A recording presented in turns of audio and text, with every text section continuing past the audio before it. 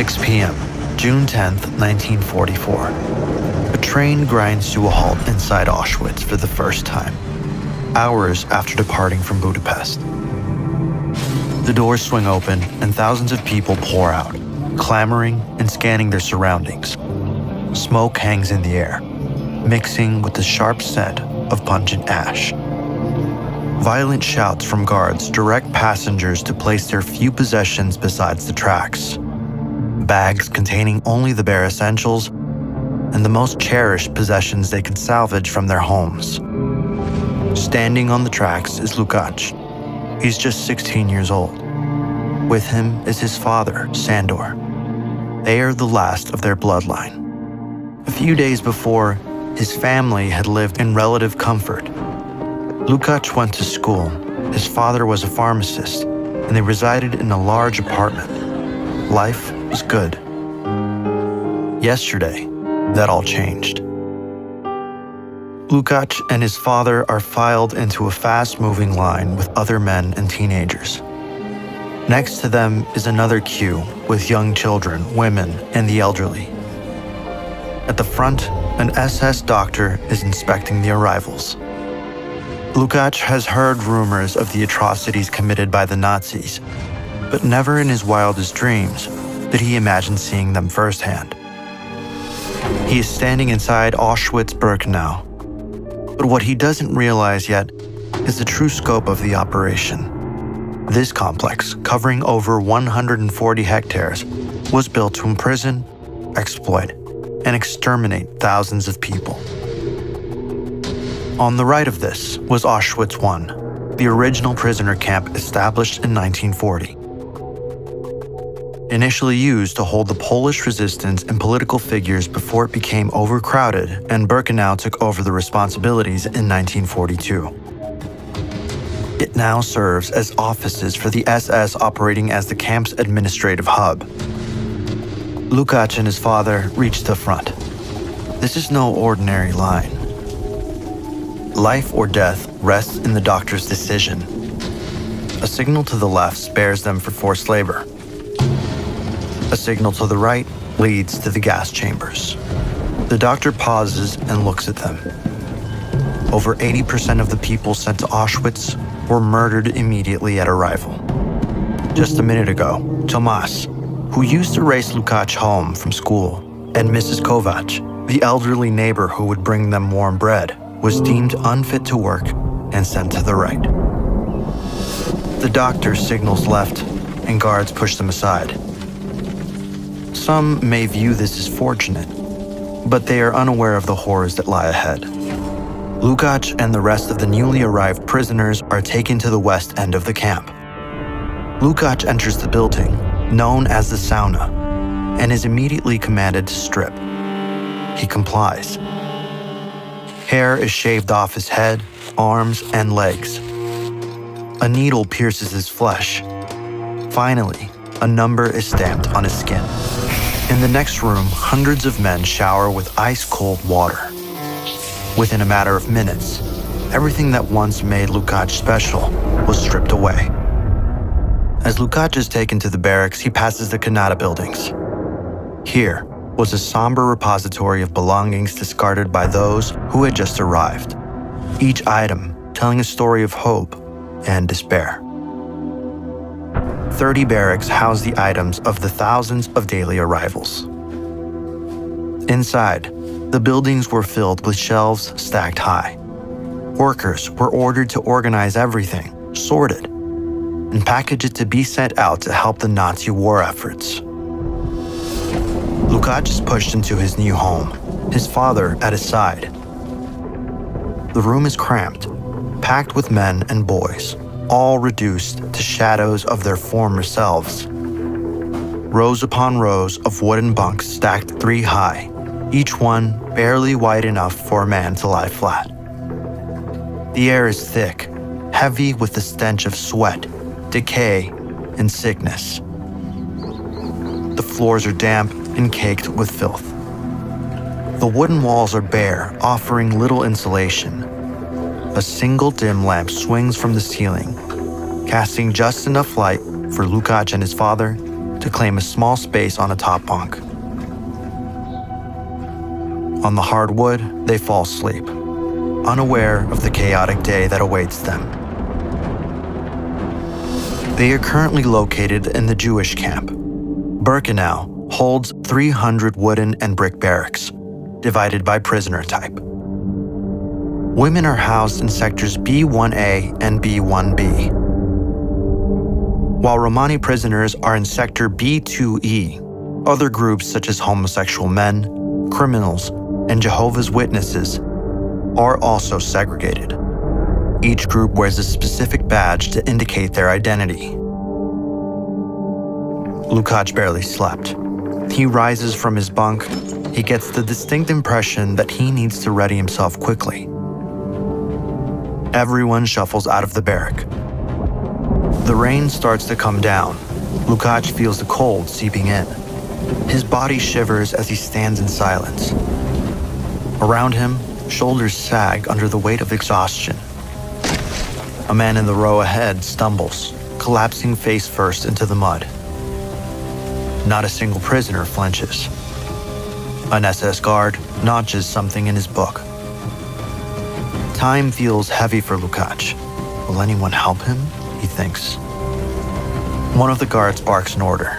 A prisoner in a similar uniform, but with an armband, hurries forward and without hesitation, grabs the body by the arms. The man is dragged away, leaving a smear of mud in his wake. Lukács knows it. He has just seen death for the first time. It's becoming clear that survival here depends on endurance, attracting little attention, and not falling ill.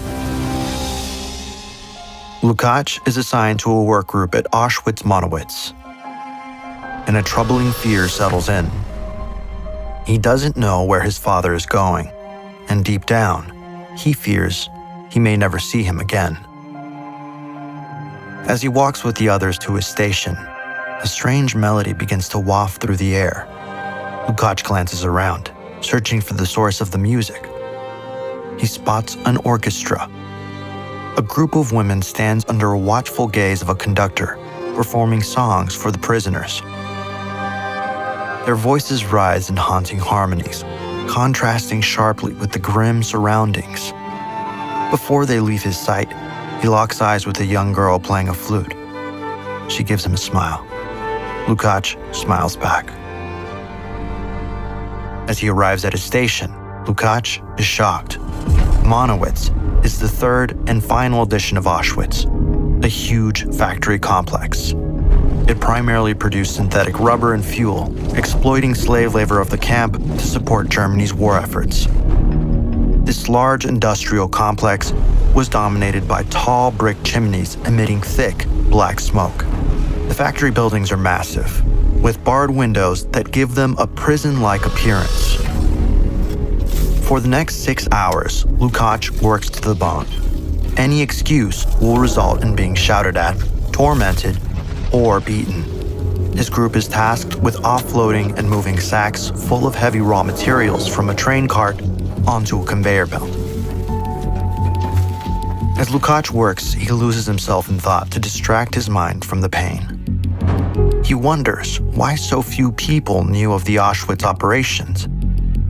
That's because the camp, being located in southern Poland, about 25 miles from the major city of Krakow, was no accident. Upon creation, it had already established railway connections, allowing the easy transportation of prisoners and supplies. Its proximity to populated areas allowed the camp to remain inhabited, while its relative isolation helped hide it from the world. His thoughts continue. Throughout the morning, 2 other prisoners collapse and are left to die. Unlike earlier, no one is there to take them away. As the clock strikes 12, the workers stop. It's time for food. Lukács is passed his ration of watery soup with rotten turnips and potato peels.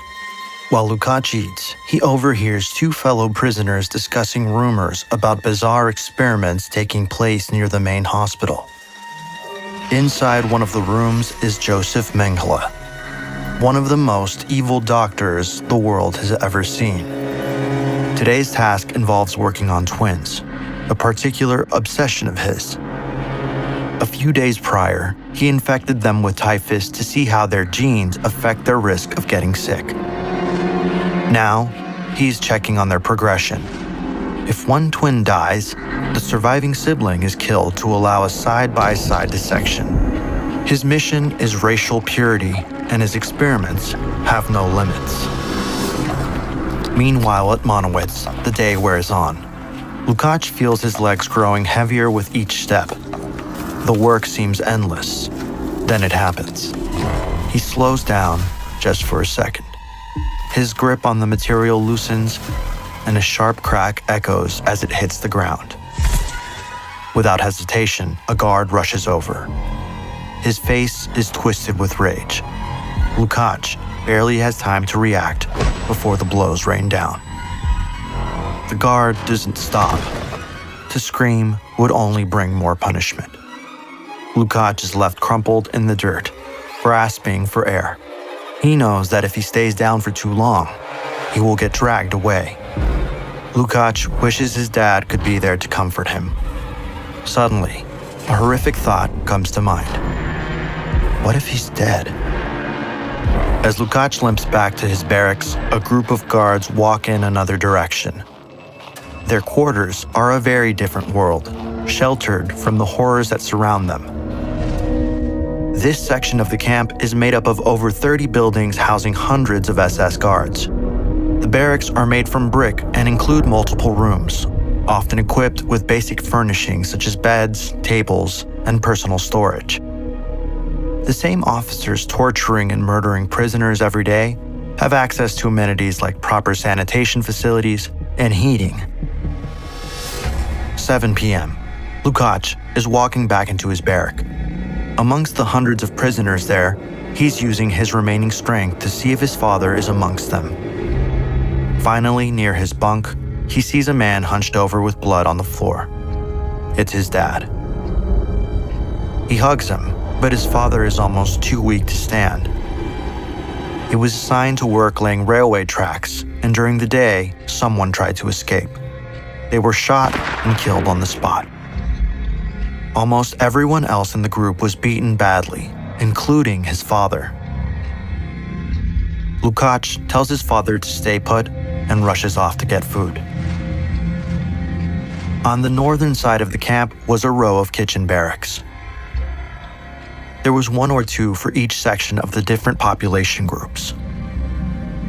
Inside, prisoners are preparing dinner for the workers. Lukács arrives and manages to find 2 stale pieces of bread and a small sausage. He quickly hurries back. While his father recovered in his bunk, from the corner of his eye, Lukács noticed a small group of prisoners huddled together on the dirt floor. They were playing chess. The pieces were crudely fashioned from wood. The board itself was scratched into the dirt floor. Its lines uneven, but clear enough to follow. One of the men saw Lukács hovering over and invited him to join. For a few minutes, they weren't in Auschwitz. They weren't prisoners. They were chess players, strategists, tacticians. For the next few months, these were the only moments Lukács looked forward to. The summer of 1944 brought nearly 2 months of hell for Lukács and his father, as the Nazi war machine rapidly crumbled. In the east, Soviet forces were advancing, reclaiming nearly 100,000 square kilometers of territory. Time was running out for the Nazis, but it was also running out for Lukács and the thousands of other prisoners still trapped inside. 6 a.m., August 1st, 1944.